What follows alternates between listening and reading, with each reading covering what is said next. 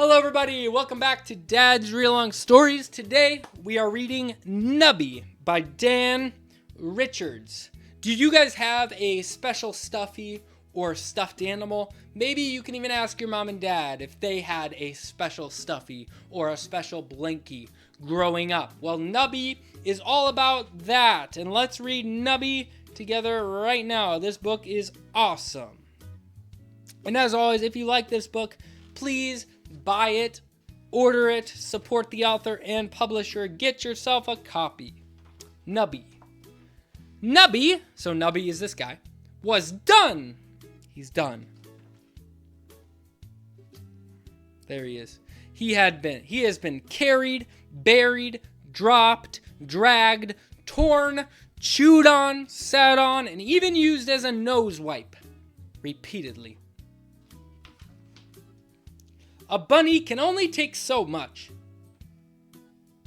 He needed a new beginning, somewhere that he was appreciated.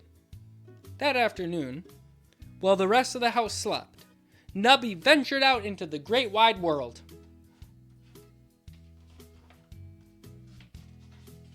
He had not gone far before he had a most unexpected meeting. This dog picks him up, and these bunnies. The resemblance was uncanny. He met a bunny, and he's a bunny. Longish ears, poofy tails, and wrinkly noses. Friends! Surely he'd be appreciated here. But instead of welcoming him, they ignored him. It was as if they didn't even see him. His boy would never treat him like that. His boy would. He couldn't quite put a paw on it. Oh well, Nubby told himself. Something better was bound to come along, and soon it did. Look at this girl, she's a magician. Nubby landed the starring role in a magic show. He'd be famous, and then everyone would adore him. He just knew it. But fame can be fickle, and Nubby found himself all alone, back on the street. Finding someone to appreciate him was hard work. He longed for a familiar voice, and even if it sometimes was whiny and grumpy. But Nubby was far from home, too far to turn back. If popularity and fame weren't the answers, then what could it be? Of course, why hadn't he thought of it before? He just needed to be rich! What is going on? Then everyone would see how amazing he really was. Nubby set off across oceans and continents, braving all manner of danger, searching for treasure. And he found it. He would be wealthy beyond his wildest dreams, and everyone would have to appreciate him. It all seemed so obvious. Alas, fortunes can be lost as easily as they can be found. Nubby lay staring up at the sky, the pain in his chest cut deep, deeper than torn cloth and strewn stuffing. It went all the way to the very fabric of his soul. He missed the old days, laughing and playing with his boy. Remembering brought a sad, fuzzy sort of smile to his face.